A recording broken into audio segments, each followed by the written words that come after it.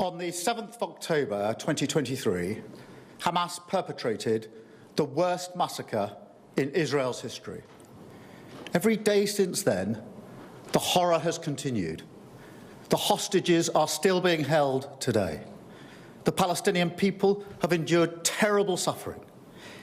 Now, in Gaza, because of a catastrophic failure of aid, we see starving babies, children too weak to stand, images that will stay with us for a lifetime. The suffering must end. Yesterday I discussed this with President Trump, and we're mounting a major effort to get humanitarian supplies back in by air, and UK aid has been airdropped into Gaza today, and crucially, by land. We need to see at least 500 trucks entering Gaza every day.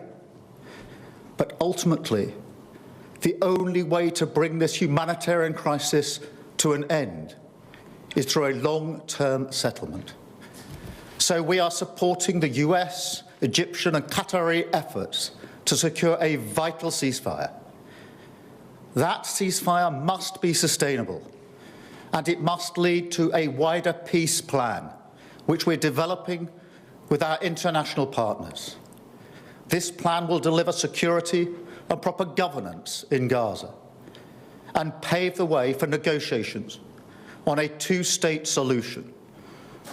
Our goal remains a safe and secure Israel alongside a viable and sovereign Palestinian state.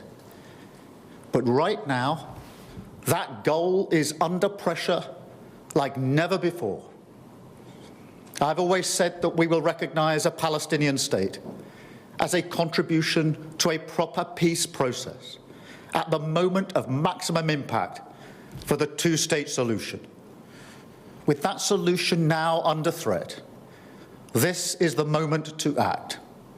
So today, as part of this process towards peace, I can confirm the UK will recognise the State of Palestine by the United Nations General Assembly in September, unless the Israeli government takes substantive steps to end the appalling situation in Gaza, agree to a ceasefire, and commit to a long-term sustainable peace, reviving the prospect of a two-state solution.